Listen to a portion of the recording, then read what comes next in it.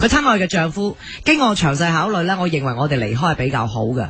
我哋一齊呢已經7年啦，7年裏面呢，我自問做咗一個好太太。琴日呢，我剛剛收到你嘅來電，得知你呢辭工嘅消息。老實講啊，我對你嘅將來呢就有啲擔憂。上個星期呢，我剪咗個新髮型，煮咗一啲你中意食嘅食物，着咗一套新買嘅睡衣。你翻到屋企食咗2啖飯。之後你走去睇波，睇完波就係瞓覺，望都冇望我一眼。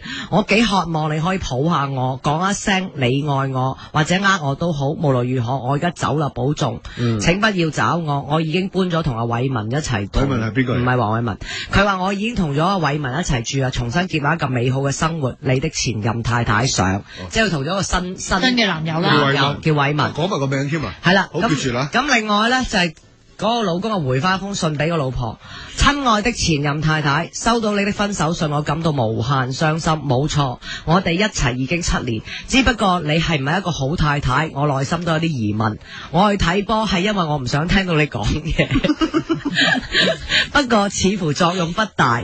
當然，我上星期我留意到你剪咗個短頭髮，不過我見到第一個印象覺得你好似個男人。你要知道我唔識得講大話，我又唔想傷害你，所以我冇講嘢。你煮嗰餐飯確係花咗好多心機，不過你唔記得，定係你煮嗰陣時諗緊阿偉文？我已經戒食咗豬肉10幾年啦，你實在太大意啦！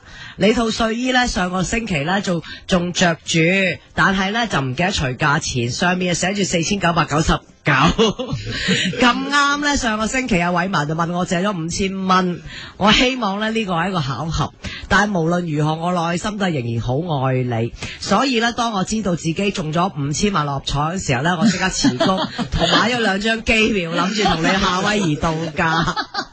但係當我翻到屋企諗住同你講，你已經走咗，或者冥冥中有主宰，我哋係無緣做夫妻。今日我去律師樓幫你問咗，如果我離婚，使咪分幾多錢俾你？點知律師睇咗你寫俾我封信，話1毫子都唔使俾，點都好啦，保重。啊，唔記得話俾你聽，我一生人做嘅朋友阿偉文係一個變性人。10年前佢係一個女人，不過希望你哋唔會造成問題啦。你的前任老公上。